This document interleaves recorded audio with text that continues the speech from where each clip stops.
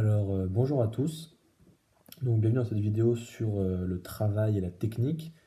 En fait, c'est la cinquième notion qu'on va voir en philosophie, mais ce sera la quatrième vidéo qui partira sur ma chaîne pour des raisons d'emploi du temps. En fait, la semaine prochaine, j'ai une dissertation qui partira sur ce chapitre-là.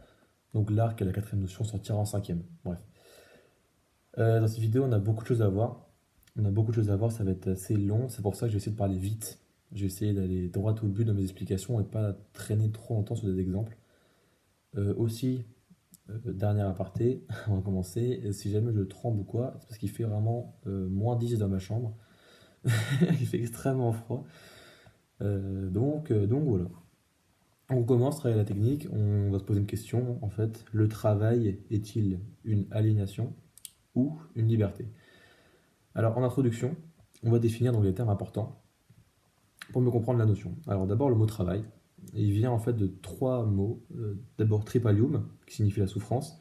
Tripalus, donc en fait, c'était trois pieux qui servent donc à asservir en fait les animaux dans l'agriculture, notamment les chevaux en fait en reposant un mort. Vous savez, le mort, c'est dans la bouche des chevaux avant.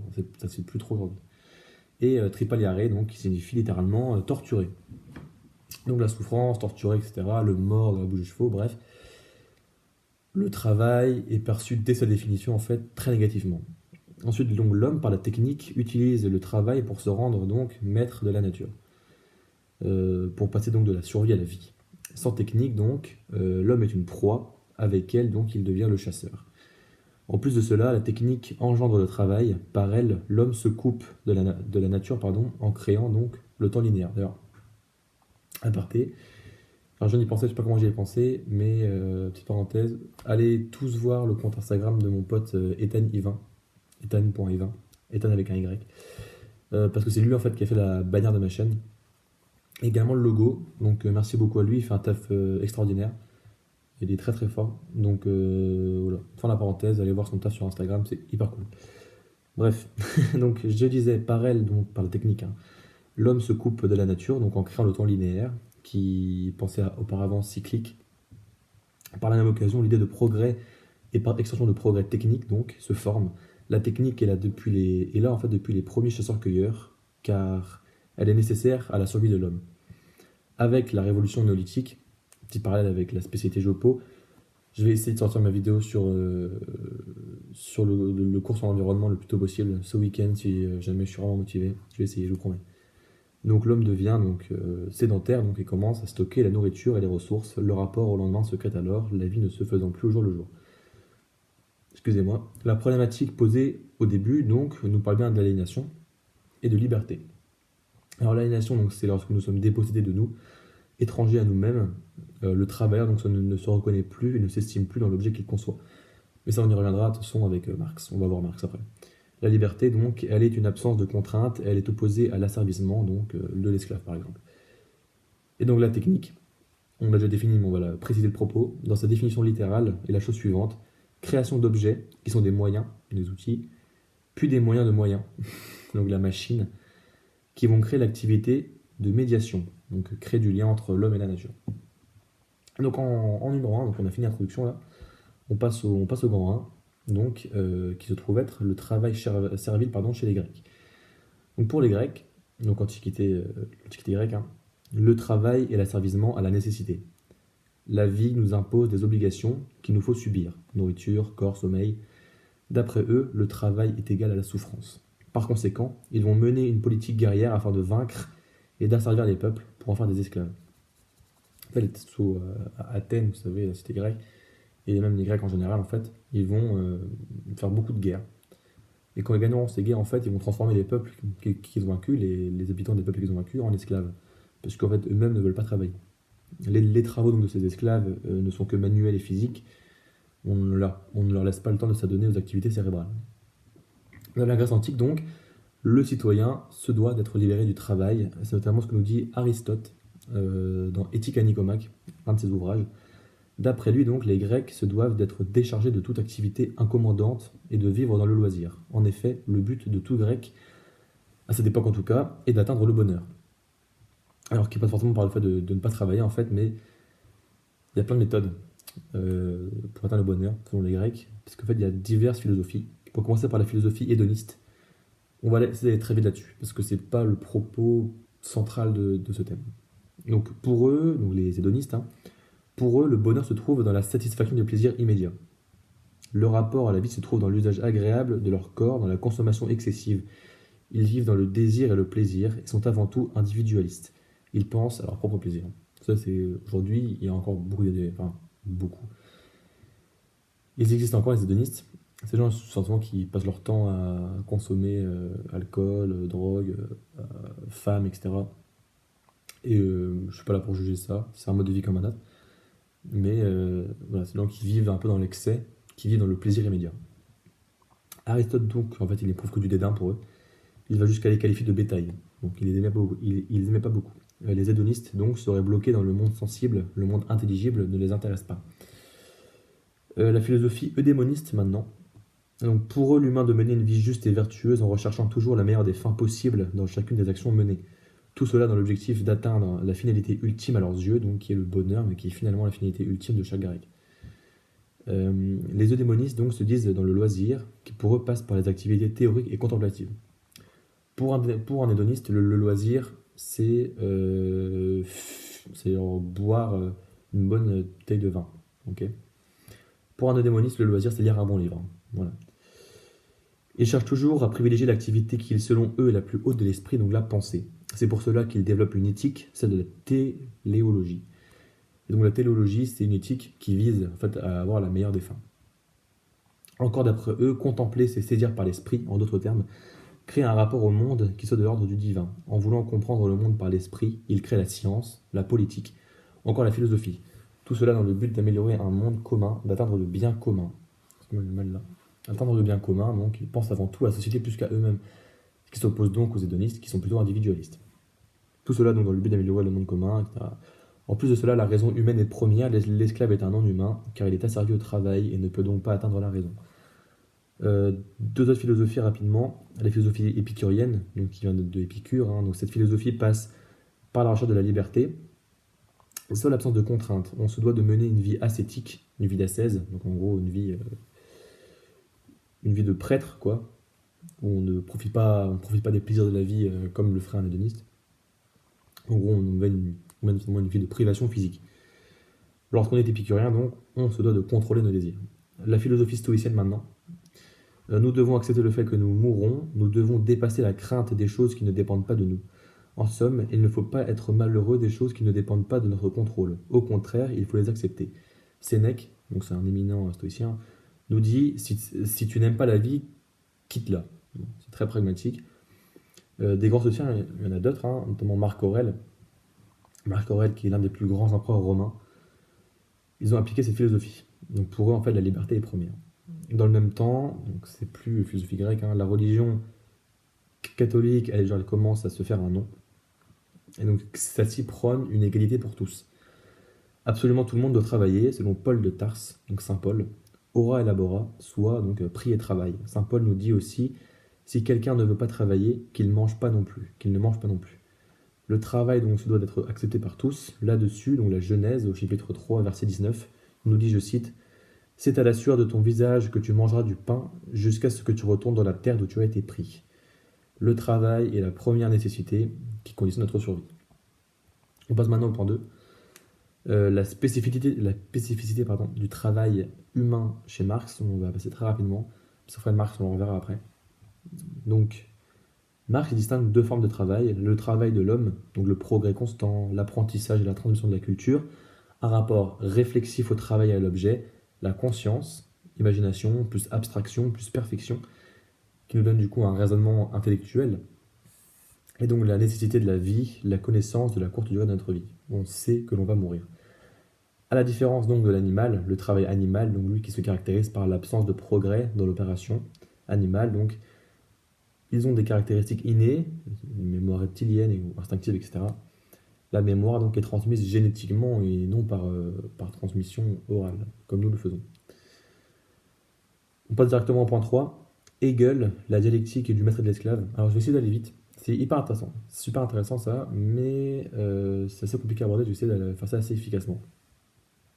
Donc, En 1807, Hegel il publie la phénoménologie de l'esprit, donc, et il y décrit trois phases, pardon, pas phases, de la dialectique du maître et de l'esclave. La première, donc, le conflit. Alors, pourtant, mon truc, là, je le connais. Donc, on a deux individus qui sont, on va dire, de même puissance. De même puissance, et il y en a un, à l'inverse, alors, ils ont la même puissance, hein, mais il y en a un qui se démarque de l'autre, puisque lui, il est prêt à mourir pour le combat. C'est-à-dire que l'autre le deuxième individu, lui, ne veut pas donner sa vie dans ce combat, il n'est pas prêt à mourir pour gagner. Du coup, c'est l'individu 1 qui gagne le combat. Donc c'est la première phase qu'on appelle le conflit. Conflit entre deux individus. L'individu qui est prêt à mourir pour sa cause gagne. Il devient donc le maître, et l'autre, l'individu 2, devient l'esclave. Deuxième phase, l'asservissement au travail.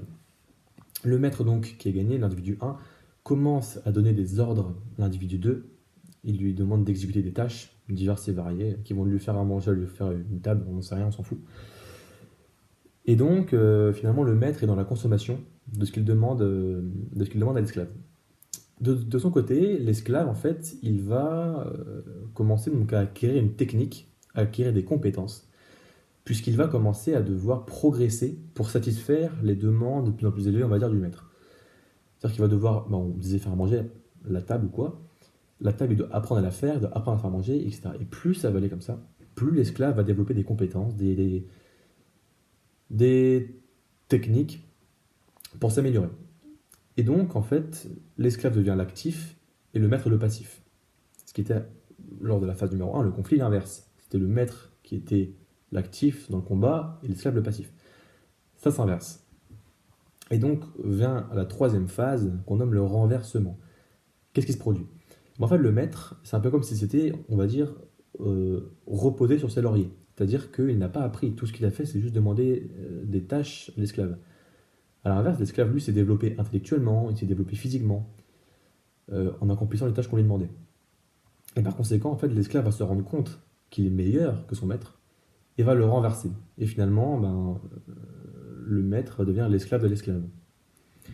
Et donc, ça c'est une sorte de théorie, si vous voulez. Et Hegel, il nous prend deux exemples pour étayer ce qu'il raconte. Le premier, un exemple historique, la Révolution française. Alors, la Révolution française, on va pas s'étaler trop méchant là-dessus, mais en gros, c'est la bourgeoisie qui renverse l'aristocratie. Donc, l'aristocratie, c'est le maître. Okay, bourgeoisie, c'est l'esclave. Okay, donc, l'aristocratie, en fait, n'a qu'une seule compétence, c'est-à-dire c'est la classe politique. Il dirige le pays. C'est tout. À l'inverse, la bourgeoisie, donc qui à cette époque-là, au XVIIIe siècle, fin XVIIIe siècle, l'artisanat, les artisans, les commerçants, etc. Eux, ils ont toutes les techniques. Ils ont tous les savoir-faire. Et finalement, les bourgeois se rendent compte que l'aristocratie, finalement, dépend d'eux. Les aristocrates dépendent des bourgeois, puisqu'ils ne savent rien faire, en fait. Ils n'ont aucun savoir-faire. Par conséquent, les bourgeois se rendant compte qu'ils sont bien meilleurs, vont renverser l'aristocratie pour instaurer un nouveau régime. Deuxième exemple, la nature et l'homme. C'est-à-dire qu'en fait, on pourrait considérer que la nature a été le maître, et nous avons été l'esclave, finalement. Alors, c'est un peu différent. Là, c'est pas dans l'idée que le maître donne des ordres ou quoi que ce soit, mais c'est dans l'idée quand même que nous étions soumis à la nature, nous devions chasser, nous devons nous adapter à elle. Aujourd'hui, c'est elle qui s'adapte à nous. C'est-à-dire qu'en fait, enfin, pas vraiment, mais on va dire qu'on a progressé, on a acquis un savoir-faire, on a acquis des techniques, la chasse, etc., l'agriculture. On a dompté la nature. C'est un peu la même idée du coup que du maître et de l'esclave. Finalement, c'est l'esclave qui dompte le maître. Là, c'est l'homme qui dompte la nature. Donc, on passe au point 4. Alors, je suis désolé, hein, j'essaie d'expliquer clairement mes propos en allant très vite. Je sais que c'est peut-être pas très clair pour vous. J'espère que c'est clair pour vous. Vraiment. On arrive donc au 4, Simone Weil. Alors, on va mettre d'abord un petit contexte avant de parler un peu plus en profondeur de ce que raconte Simone Weil. Petit point, parenthèse, à ne pas confondre avec Simone Veil. Non, c'est pas la même personne. Simone Veil, vous savez, c'est celle qui a donné le droit à l'avortement. C'est pas pareil. Simone Veil, donc avec un W, non un V, c'est une philosophe donc du début 20e. Je crois qu'elle est morte en 43. Je sais plus sûr, pas du tout. Je suis pas sûr. Je crois que c'est ça, mais je sais plus. Bref, Simone Veil, philosophe, hein, donc rien à voir avec Simone Veil. Et donc, pour mettre dans le contexte, donc début 20e, révolution industrielle, etc., bon, qui dure en fait depuis tout le 19e, mais elle continue comme ça. Et début 20e, en fait, il y a deux nouvelles idées qui naissent, le Fordisme d'Henry Ford et le Taylorisme de Frederick Taylor. Alors rapidement, donc le Fordisme, donc c'est le début en fait du travail à la chaîne. Donc en fait, le travail à la chaîne, c'est une séparation des tâches pour accélérer la production. Avant, il y avait un seul mec qui faisait la voiture.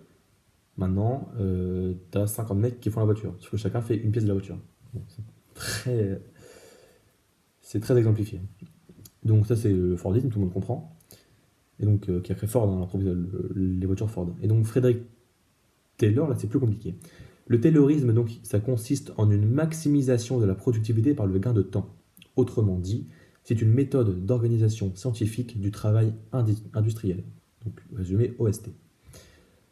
Par l'utilisation maximale de l'outillage et la suppression des gestes inutiles, cette méthode vise à une séparation des cols blancs. Alors, les cols blancs, c'est les intellectuels, les ingénieurs, ceux qui donnent les tâches, et les cols bleus. Les cols bleus, c'est les ouvriers. Qu'en gros, le taylorisme, ça vise à réduire les gestes inutiles. Imaginons un ouvrier fait 15 gestes. En fait, c'est toujours l'idée de travailler à la chaîne. Il fait 15 gestes. L'ingénieur, son travail, c'est de réduire ces 15 gestes à 10. C'est-à-dire qu'il doit faire en sorte que l'ouvrier soit plus efficace, qu'on gagne du temps. Et donc, c'est dans ce contexte-là que Simone Weil, elle est bien morte en 1943, c'est date donc 1909-1943.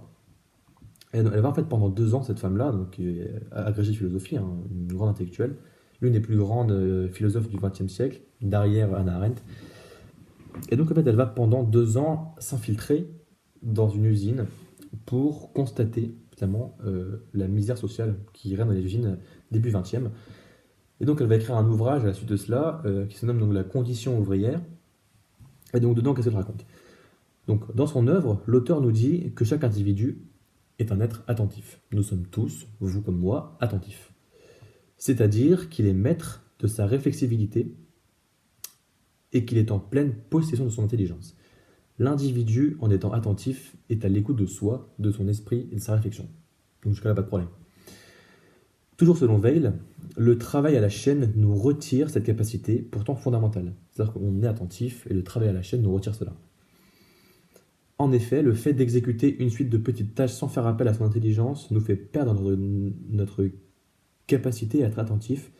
La tâche devenant automatique, on perd le rapport réflexif à l'action menée. De fait, on perd de l'intérêt pour ce que l'on fait, car on ne comprend plus ce à quoi nous servons. En fait, on fait une tâche, on fait toujours la même tâche, en fait, et le problème c'est que au fur et à mesure, on ne comprend plus ce qu'on fait. En fait, on ne sait plus pourquoi on le fait, quel est l'intérêt de notre action. Et donc ça fait en fait qu'on perd notre réflexibilité. Et donc, on va faire parler du coup avec Marx, au point 5. Marx, donc, et l'aliénation au travail. Donc, on peut résumer l'idée, en fait, qui va venir, là, que je vais vous expliquer, en une seule phrase.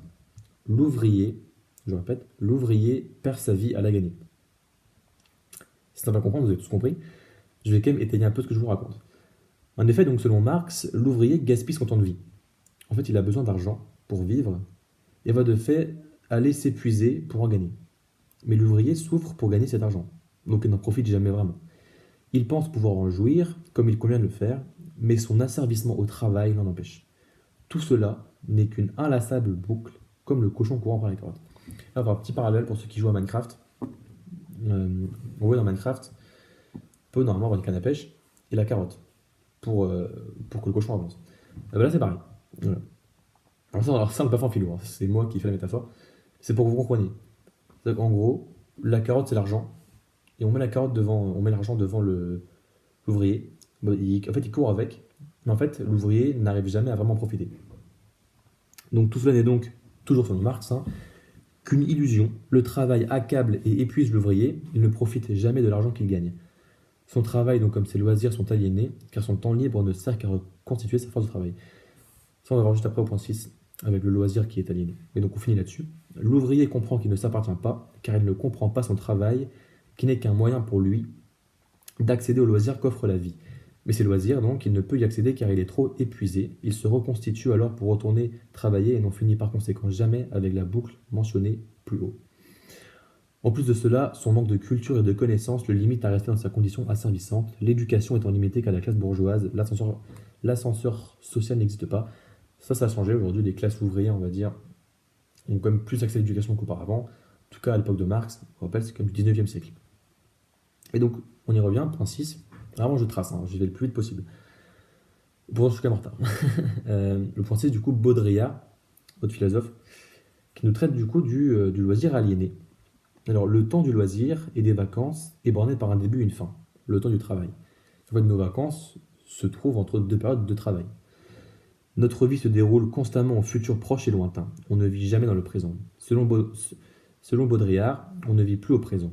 Pour rappel, juste avant nous disions que selon Marx, le loisir ne sert qu'à nous régénérer pour ensuite retourner travailler. Notre loisir est donc aligné. Baudrillard, il apporte une seconde forme d'aliénation liée au temps libre, l'obligation que nous avons à nous projeter, à faire des projets, le futur proche en somme. Il est désormais impossible de vivre au présent, qui est le seul véritable temps libre. La planification de nos loisirs nous empêche de complètement profiter du temps présent. En fait, on pense toujours à ce qu'on fera plus tard, ce qui fait qu'on ne profite jamais de ce qui se passe maintenant. C'est-à-dire que même en vacances, en fait, on pense à l'activité qu'on aura planifiée pour le lendemain. Imaginons le lundi, vous êtes en vacances, je sais pas, aux Bahamas, vous êtes fou. Vous avez donc jet ski le lundi et balade sur la plage le mardi. Et ben en gros, on dit au hasard que pendant que vous faites du jet ski, genre avant ou après, en fait, vous penserez déjà à ce que vous ferez demain. Du coup, on ne profite jamais vraiment de ce qui se passe. Toujours selon Baudrillard, lorsque l'on vit dans un état capitaliste, comme le nôtre, le temps devient une marchandise. Le temps ne sert désormais qu'à produire, c'est donc une valeur d'échange. Aujourd'hui, donc, les consommateurs sont comme les ouvriers du 19e siècle. Ils ne sont pas regroupés. L'individu est écrasé par le système de la consommation, c'est-à-dire qu'il ne peut plus penser que par la consommation. Et en troisième point, nous vivons dans un totalitarisme du consumérisme. Alors le consumérisme, c'est bien plus simple que ça en a l'air. C'est juste une société consumériste, c'est une société de la consommation. Voilà, consumériste, c'est la consommation. En somme, donc, je m'éloigne de moi dans la consommation, je suis aliéné par la consommation. Voilà. En point 7, Ivan Illich, donc, qui nous théorise le concept de la contre-productivité. Alors, le concept de la contre-productivité est le suivant. Les technologies arrivent à un tel stade de critique et qu'elles produisent l'effet inverse de ce qu'elles devraient engendrer. Pour étudier sa thèse, Ivan Illich propose divers exemples. Le premier, donc, la médecine. Et donc, dans son ouvrage Némésis médicale, alors Némésis, ça veut dire la vengeance en fait. Donc, l'expropriation de la santé, donc publié en 1974. Excusez-moi. Illich nous dit que l'acte du soin devient iatrogénique. Un mot compliqué, ça va le faire. C'est-à-dire que le soin médical tue et blesse plus qu'il ne guérit. Alors vous dites n'importe quoi. Il a un exemple. À son époque, en fait, la chimiothérapie accélérait la mort des personnes atteintes d'un cancer. D'ailleurs, pour cela que Illich lui-même refusa de se faire soigner par chimiothérapie lorsqu'il était atteint d'un cancer, ce qui lui permit de vivre plus vieux que s'il avait choisi le traitement.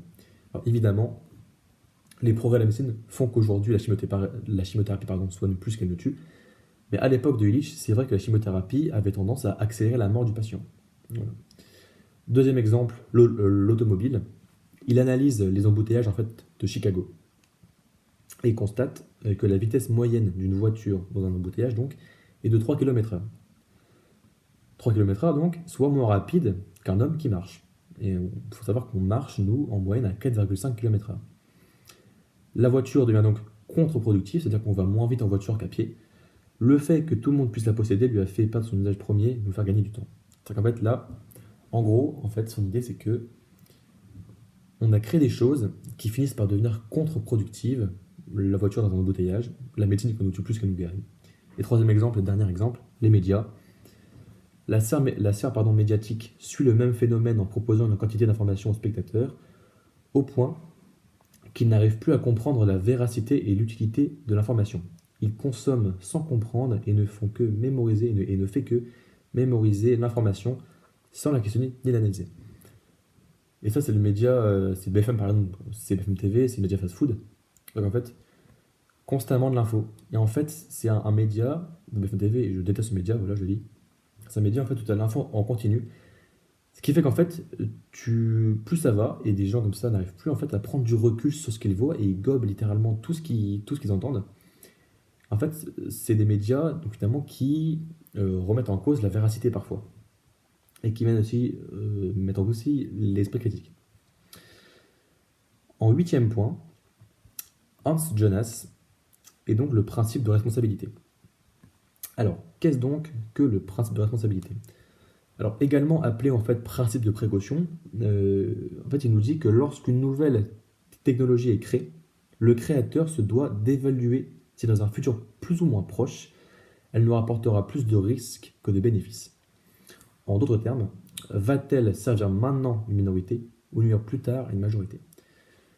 En gros, il dit que quand un scientifique crée quelque chose, il doit avant tout penser au futur. Il doit se dire, est-ce que dans 100 ans, mon invention ne va pas nuire à une majorité de personnes? Même si actuellement là, imaginons pas, là j'ai pas d'exemple, hein, mais imaginons, là, genre là, en gros, genre, il invente un truc. Il invente un truc, et ça sert concrètement, c'est très utile à une minorité de personnes. Super. Mais si dans 100 ans, ça va nuire à beaucoup de gens, eh ben, il ne doit pas la créer. Et donc, à la façon d'Emmanuel Kant, en fait, il va s'inspirer de Kant. En fait, Jonas, il va définir 4 formulations du principe de responsabilité. Donc, je vais vous les lire, hein, je ne les connais évidemment pas par cœur.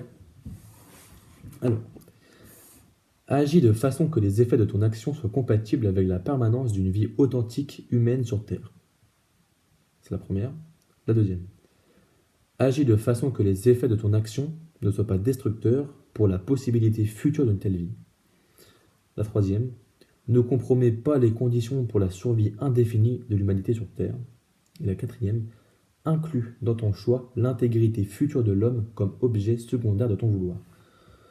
Franchement, c'est pas très compliqué. C'est vraiment des phrases qui paraissent un peu compliquées pour pas dire grand chose. Ça n'a pas autant de fond que ce que peut raconter Quentin. Donc pour Jonas, en fait, il faut briser l'enthousiasme naïf de l'innovation technologique afin d'en mesurer le coût en termes humains. Il faut, à la manière des eudémonistes et leur téléologie, viser la meilleure des fins. Un petit parallèle entre deux points. On passe au 9e point. Il m'en reste 3. Je vais étonnamment vite, j'ai l'impression.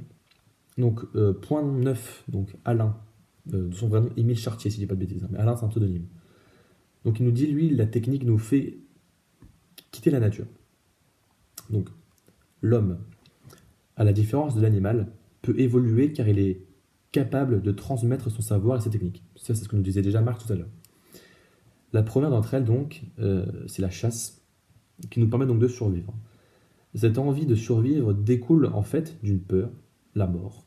Il est en effet nécessaire de comprendre que la différence de puissance entre un homme et une bête est totale. C'est-à-dire qu'entre nous et un lion, en 1 contre 1, on se fait exploser. Voilà. On n'a aucune chance. Genre, je prends le lion, et il y a des dizaines qui nous enculent. Il n'y a aucune chance. C'est pourquoi donc, l'homme a besoin de développer des techniques pour survivre. Vient donc la pierre polie, qui facilite notre capacité à tuer. Puis vient le couteau, la lance, l'arc et le fusil. Le but étant donc de s'éloigner toujours plus du danger. Vous savez, en fait, d'abord on invente du coup un couteau, donc on est quand même assez proche de la bête. Après on invente une lance, pas plus loin. Après un arc, après des fusils. En fait, le but de l'homme, et c'est toujours dans la même idée de fuir la mort, c'est toujours de s'éloigner le plus possible de l'ennemi. Donc la technique est alors la meilleure chose qui soit arrivée à l'homme pour sa survie. En point 10, donc Bergson, l'homme qui fabrique. Alors, selon Bergson, donc Henri Bergson, c'est un philosophe, la fabrication d'outils est ce qui représente l'homme. C'est pourquoi il n'est pas d'accord avec la dénomination Homo sapiens. Donc, Homo sapiens, en gros, c'est l'homme qui sait, l'homme savant, donné par Carl von Linné. Important d'aller voir les travaux de Carl von Linné, c'est un biologiste super intéressant. En fait, Bergson est plutôt d'avis de nommer l'homme Homo faber, plutôt que Homo sapiens, soit donc l'homme qui fabrique. Selon lui, donc, l'histoire des grandes avancées technologiques, des grandes fabrications, nous nous en souvenons et nous la connaissons tous. Désolé encore une fois. C'est pourquoi il paraît important pour Bergson de qualifier l'homme par cela. Mais il existe en fait des divergences de point de vue entre ce que raconte Bergson, et il y en a d'autres qui disent aussi, qui disent pas ça, mais en gros, il y a 2 autres philosophes qui sont pas d'accord avec la dénomination Homo sapiens. Le premier, donc, c'est Walter Burkert. Donc selon lui, l'homme devrait se nommer Homo necans, soit l'homme qui tue. Selon lui, donc, la technique a d'abord servi à tuer.